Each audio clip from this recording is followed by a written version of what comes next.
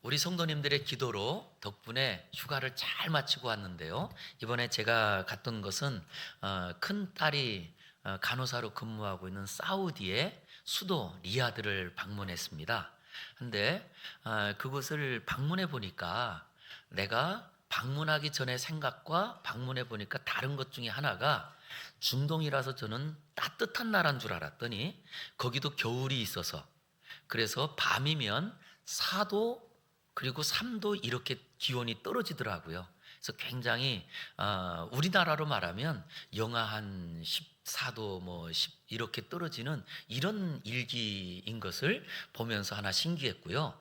그래서 오늘 설교를 준비하면서 제가 사실은 품었던 마음들이 그 현장 안에 있어서 사우디의 그 풍경을 조금 보여드리려고 합니다. 제가 착 도착을 했을 때가 밤이었는데, 밤에 공항에서 나가면서 제일 먼저 보이는 곳이 이렇게 사우디아라비아의 그 모스크였어요. 이 모스크가 이슬람 종주국, 그래서 사우디아라비아 왕국, 여기는 이슬람 국가거든요. 그랬더니 아침 되고 낮 되니까 또 보여주시죠. 이 도시마다 이 높은 탑이 있는 것은 다 모스크입니다. 그래서 전 역에 모스크가 다 완전히 다 있는데, 여기에서 이 모스크 하나가 있는 데는 기도처소고요. 두 개가 있으면 거기에는 말씀을 전하는 거기에 교회로 말하면 목사, 이맘이 있는 이런 모스크인데, 여기서 소리가 들려요. 기도 소리가. 그러면 하루에 5번 마이크로 확성기로 꽉 소리가 들리는데, 이 소리가 이 사우디아라비아 사람 사는 곳에 다 들린답니다. 그것을 하루에 5번씩 하는데, 그 소리가 들리면 어디서든지 이렇게 기도를 하더라고요. 여기는 지하철인데요. 지하철에서 기도하는데 조금 더 가까이서 한 번 더 찍었어요. 예, 이렇게 그 기도 소리가 들리면 그 시계 방향을 따라서, 해 방향을 따라서 기도를 하더라고요. 자, 그 중에 또 신기한 것이 하나 있었는데, 그 사우디아라비아는, 넘겨주세요, 여자분들이 다 검정색 옷만 입고 있더라고요. 예, 정통 복장인데 야간에도 그렇고, 그리고 또 한 번 더 보여주세요. 뭐 이 주간에도 다 이분들이 옷을 입고 있는데, 여자분들은 사진을 찍으면 안 되더라고요. 그래서 제가 이 뒷모습만 찍은 거예요. 예, 여기는 아주 이 남녀 구별이 아주 엄격하고, 그리고 또 술이 아예 없는 나라, 그리고 돼지고기도 안 파는 나라더라고요. 그런데 이 앞부분은 제가 사진을 찍은 데 있어서 하나 보여드립니다. 이렇게 다녀요. 전 모든 여성분들이 다 눈만 내놓고 다니시더라고요. 근데 이거는 이분들을 찍으려고 찍은 게 아니고, 저희 이제 사진을 찍었는데 이 사진 안에 그분들이 이렇게 잡힌 게 있어서 확대를 해서 하나 보여드린 건데, 이렇게 정말 그 이슬람 문화가 완전히 나라에 가득한 하나의 교회 같은 나라였습니다. 그런데 여기에 한 장 보여주시면요, 예, 우리 리야드에만 한인들이 약 한 1000명에서 1500명 정도 있다고 그래요. 그 중에 교회가, 한인 교회가 2개가 있는데, 제가 간 곳은 사우디 한인 교회였는데, 이름은 있지만 실제로 밖으로 교회 간판이나 아니면 십자가 이런 것들이 전혀 없고요. 그리고 예배를 드릴 때는 문을 잠그고 예배를 드려야만 되는, 공식적으로는 이 사우디아라비아는 교회가 없습니다. 예, 그래서 마침 제가 갔을 때 또 거기에는, 우리는 이렇게 이 주일에 예배를 드리잖아요. 그런데 거기는 주일은 일하는 날이고, 공휴일이, 금요일하고 토요일이 일하는 날이라, 아니 쉬는 날이라 금요일 날 이렇게 예배를 드리더라고요. 그래서 이곳에 가서 말씀도 전하고 왔습니다. 자, 그 중에 한 장 더 보여주시면, 지금도 여기가 수도인데요. 수도인데 공사하는, 저 이렇게 높게 올라가 있는 것이 다 이제 공사하는 현장들이고, 이렇게 많은, 그래서 이 땅은 아직도 기회가 많은 땅이다 라는 생각이 하나 들었고요. 그리고 또 하나는, 정말 하나님의 은혜가 필요한 땅이구나, 이런 생각이 들었습니다. 그러면서 제 마음 가운데는 계속 한 가지 단어가 있었는데, 은혜가 정말 이런 것이 은혜구나. 사실 우리나라가 생각됐습니다. 사실 우리나라도 과거 불과 한 150년 전에는 우리나라도 이 사우디아라비아처럼 교회가 하나도 없는 땅이었습니다. 그런데 선교사님들을 통해서 복음이 들어오고 교회가 세워지고 지금 우리는 이렇게 마음껏 예배하고 있으니 이게 얼마나 큰 은혜인가, 이런 생각이 들었습니다. 그래서 오늘은 사실 우리 성도님들하고 이 은혜에 대한 것을 나누고 싶은데요, 성경에 처음으로 나오는 단어가 오늘 우리가 읽은 창세기 6장입니다. 제가 이 창세기 6장 노아가 입은 은혜에 대한 것을 2년 전에 설교를 했었는데 이 내용을 좀 더 묵상하면서 오늘도 다시 한번 이 설교를 하고자 하는데요, 노아는 성경의 인물 가운데 처음으로 하나님의 은혜를 입은 사람이었어요. 그래서 6절에 보면, 아니 8절에 보면, 8절에 그러나 노아는 여호와께 은혜를 입었더라, 이렇게 소개를 해요. 그런데 그러나라는 이 단어는 앞부분에 어떤 상황이냐라고 했더니, 이미 노아가 살던 때에는 하나님 보시기에 너무나 악한 악들이 창궐해서 하나님께서 물로 심판하기로 작정하신 때에 노아가 살아갑니다. 그것을 7절에 이렇게 소개합니다. 내가 창조한 사람을 내가 지면에서 쓸어버리되 사람으로부터 가축과 기는 것과 공중의 새까지 내가 다 쓸어버리는데 그것은 내가 그것들을 지었음을 한탄함이라. 한탄에 대한 또 다른 말을 후회함이라. 하나님께서는 후회하심이 없는 분이거든요. 그런데 후회라고 하는 단어를 쓰면서까지도 정말 이 땅에 사람 지은 것을 하나님께서 아파하셨다는 거예요. 그래서 이 땅에 있는 모든 사람들을 물로 다 쓸어버리려고 할 때, 그러나 모든 사람들이 다 심판받을 때 노아는 뭐라고요? 8절, 그러나 노아는 무엇했다고요? 은혜를 입었다. 은혜를 입었다는 거예요. 그랬더니 은혜라고 하는 이 단어는 어떤 단어인가 라고 했더니 죽을 상황에서 살아나는 것을 은혜라고 말합니다. 더 이상 살아갈 수 없는 자리에서 살아가는 것을 은혜라고 말합니다. 바로 노아는 하나님께서 물로 심판하는 그 자리에서 이 노아는요 살았더라는 거예요. 그랬더니 노아는 아니 어떻게 하나님께서 심판하시는 자리에 살았지? 이게 은혜라는 말이거든요. 저는 그래서 오늘도 예배하는 우리 모두가 이 땅이 점점 어렵고 마치 하나님이 심판하는 것처럼 정말로 여러 가지 어려운 일이 있다 할지라도 노아처럼 은혜를 입기만 하면 이 어려운 상황 가운데 넉넉히 살아가는 사람들이 될 수 있다는 거예요. 저는 그러기에 우리 모두가 은혜 받는 노아 같은 사람들 되시기를 주의 이름으로 축원합니다. 그랬더니 여러분, 물로 심판하는 자리에 노아가 살았잖아요. 어떻게 해요? 수영을 잘해서 살았나요? 뭔가 특별한 능력이 있어서 살았나요? 아닙니다. 방주를 지어서 살았습니다. 방주를 지었기 때문에. 그랬더니요, 노아가 지은 방주, 우리가 이미 알고 있는 대로 하나님께서 규격을 알려줍니다. 그래서 그 규격을 우리가 요즘에 이 미터 단위로 환산을 했더니 가로가 150m, 그리고 넓이가 25m, 그리고 높이가 15m에 하나님께서 방주를 지어라. 그래서 이것을 실제 크기대로 미국의 켄터키에 그 방주를 지어놓은 게 있잖아요. 이 방주 이렇게 큰 크기를 지금도 가서 보면요 그냥 입이 쩍 벌어질 정도예요. 그런데 언제 지었느냐? 지금으로부터 5,000년 전에 노아가 지었다는 거예요. 여러분, 이게 상상이나 되세요? 그런데 5,000년 전에, 아니 과학도 없고 발전한 것이 없는 그럴 때 노아가 지었는데, 이거를요 이 지은 지금 그 창조과학회, 즉 과학자들이 성경에 있는 이야기가 진짜일까라고 하는 것을 확인하기 위하여 그들이 이 방주를 지어서 진짜 그 방주에 지구상에 있는 모든 동물들이 들어가 살 수 있을까라고 해서 그것을 따라 칸막이라고 한 거예요. 그랬더니 진짜 다 들어갈 수 있는 거예요. 여기에 미국 사람들이 이걸 지을 때 들어간 비용이 얼마인 줄 아세요? 이게 약 1,800억이 들어갑니다. 그것도 한 사람의 돈이 아니고 모든 사람들이 다 후원을 해가지고 지은 게 방주 하나야. 그런데 노아는 후원받지도 않고 혼자서 이 방주를 지었다는 거예요. 여러분, 은혜죠? 그러면 여기서 우리가 하나 생각해 볼 것이 있습니다.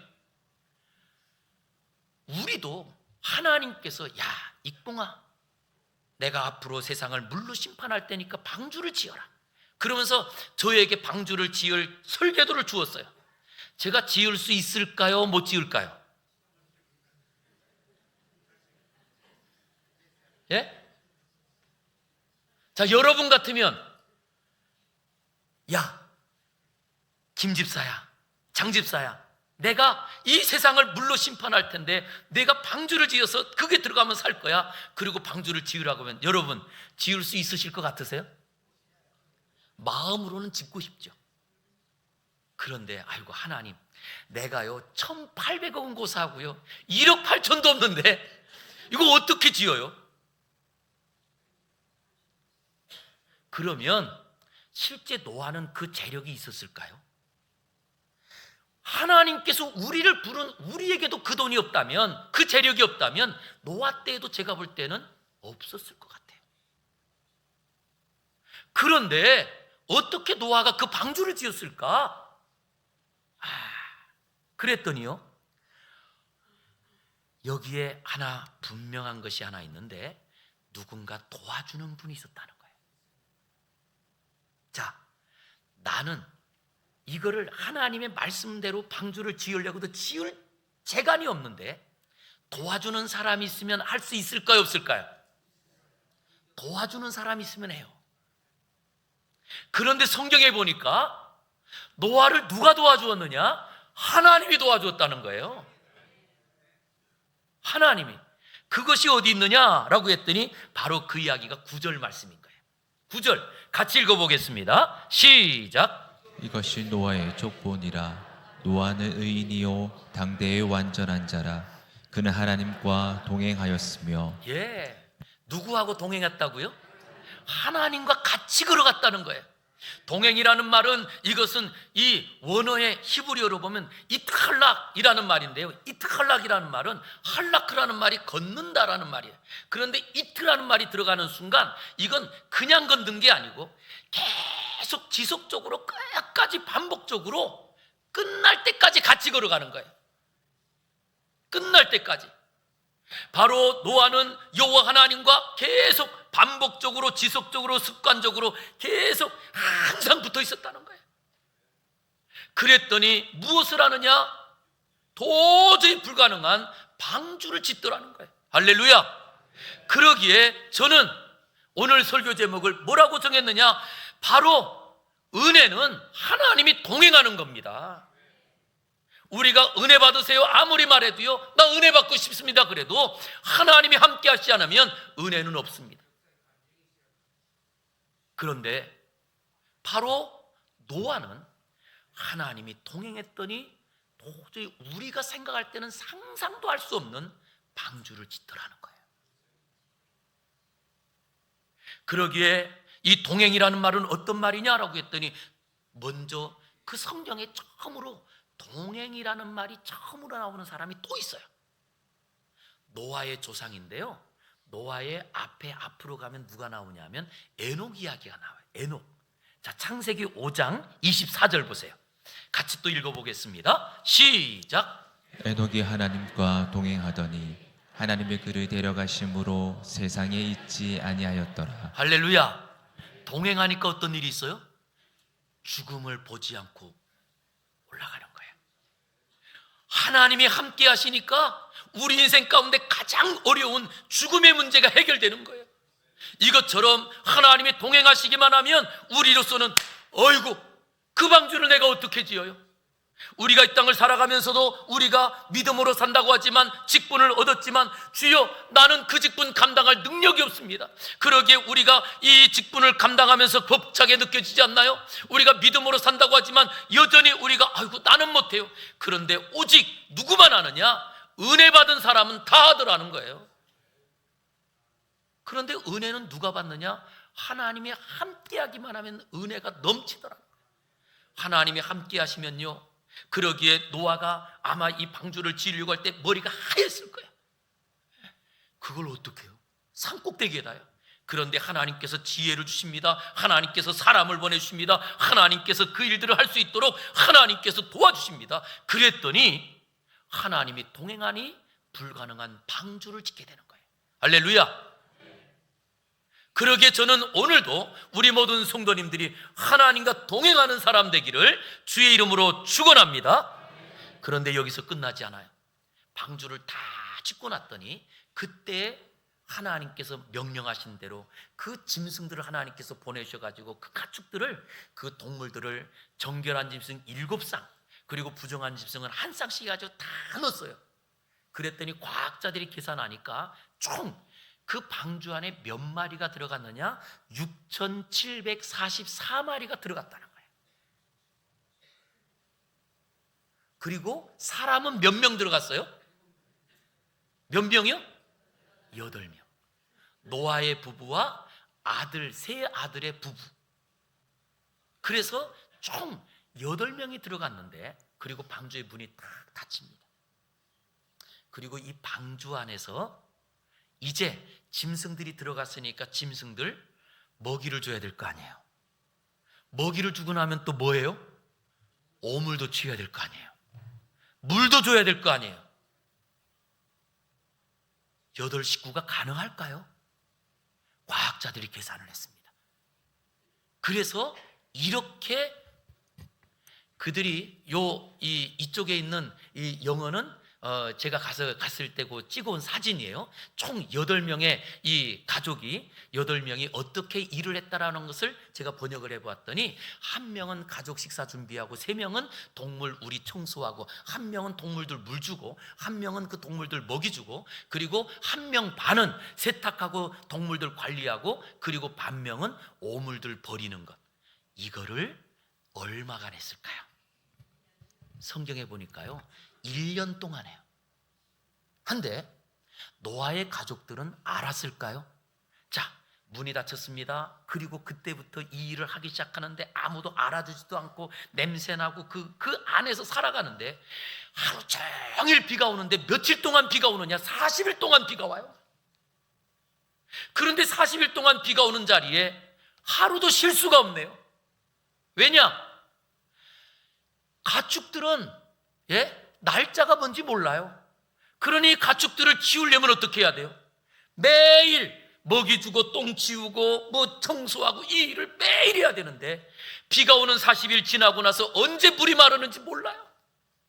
우리는 성경 보면서 1년 열흘 뒤에 물이 그치고 그리고 사람들이 나왔다고 하지만, 이 노아의 가족들은요 그 안에서 언제 나올지 모르고 그 일을 해요. 그런데 참 신기하게 스트레스 받아서 죽었다는 사람이 한 사람도 없어. 신기하지 않나요? 왜?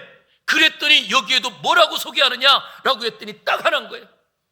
하나님께서 동행하시니, 하나님이 동행하시니 그 어려운 상황 가운데 오히려 그들은 그 안에서 기뻐하며 예배하며 살았더라, 이렇게 말하고 있는 거예요. 할렐루야. 저는 이것이 우리 사랑하는 성도님들의 삶이 되기를 주의 이름으로 축원합니다. 정말 우리가 이 땅을 살아가는 자리가 마치 방주안처럼 앞이 보이지 않습니다. 어디로 가야 될지 모르겠습니다. 그러나 하나님이 동행하시면 그 자리가 천국인 줄 믿습니다. 그런데 제가 목회하면서 본 것 중에 하나가, 정말 우리 지금도 청평에 우리 정말 어르신들 중에, 특별히 권사님 중에 홀로 계시는 분들 많아요. 그런데도 만나기만 하면 할렐루야 얼마나 신바람난지 몰라. 제가 볼 때는 정말 혼자 그렇게 계시는 게 얼마나 힘든지. 그런데도 주님이 함께 하시니 오히려 그 자리마다 찬송하는 거예요.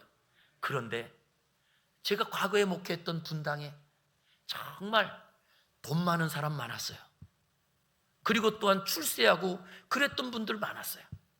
그런데도 보면은요 정말 그렇게 좋은 아파트에 사는데도 불구하고 가족이 지옥 같은 그런 집안이 여러 집안이 있어요. 그걸 보니까 환경이 중요한 게 아니더라고요. 어떤 환경에 있느냐가 중요한 것이 아니라 주님이 동행하시기만 하면 오히려 그 열악한 환경이 찬송으로 퍼지는, 찬송의 큰 은혜를 경험하는, 하나님의 은혜를 경험하는 통로가 되더라고요. 그러게 우리에게 중요한 것은 하나님이 동행하시는 것이 은혜더라는 거예요. 저는 우리 사랑하는 성도님들의 삶 가운데 지금도 그 은혜가 넘치기를 주의 이름으로 축원합니다. 그런데 여기 중요한 게 하나 있어요. 하나님이 누구하고 동행할까요? 이게 중요하잖아요.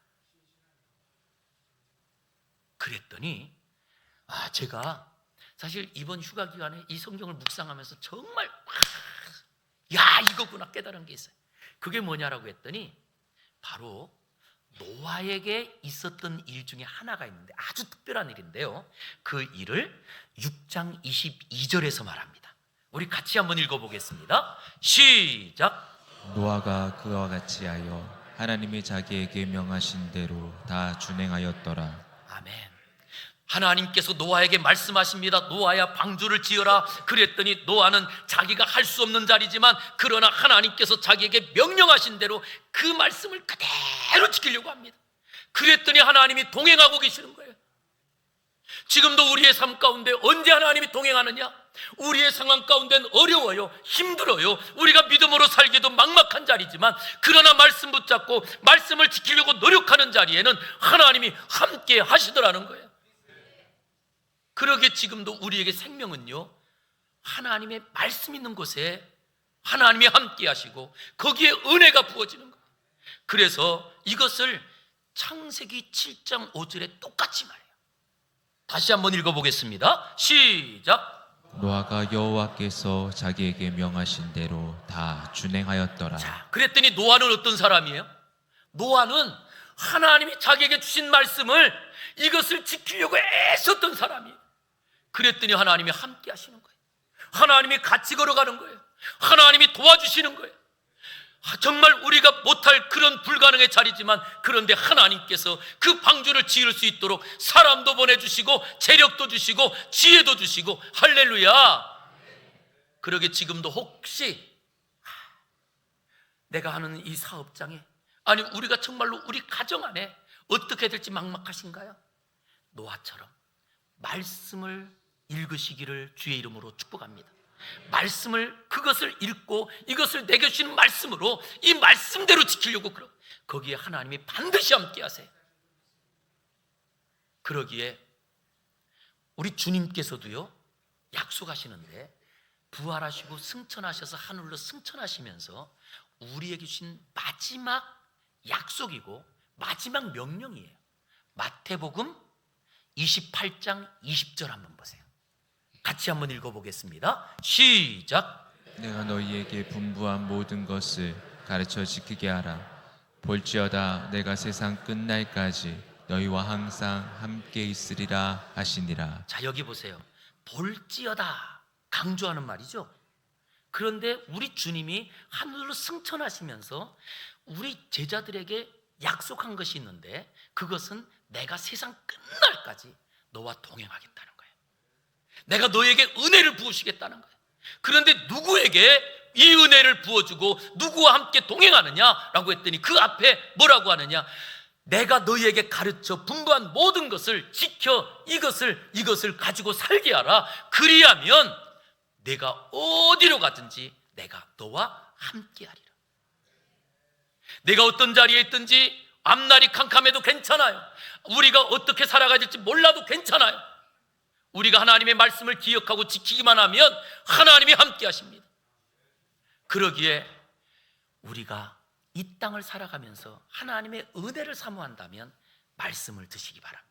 말씀을 읽으시기 바랍니다. 아니 말씀을 지키시기 바랍니다.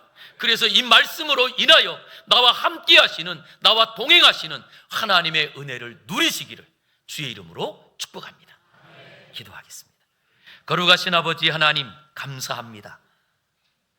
말씀이 우리에게 얼마나 복인지 다시 한번 노아를 통하여 깨닫게 하시고 다시금 말씀을 읽을 마음을 주시고 말씀을 따라갈 수 있는 순종의 마음을 주시니 감사합니다. 주여, 이 말씀을 통하여 나와 함께 하시는 하나님을 경험하게 하시고 이제는 영의 눈을 떠서 우리의 뒤에서 나를 밀어주시고 나를 붙들어 주시는 그 하나님을 이제는 눈으로 보며 걸어가게 하여 주시옵소서. 예수님 이름으로 기도 올리옵나이다. 아멘.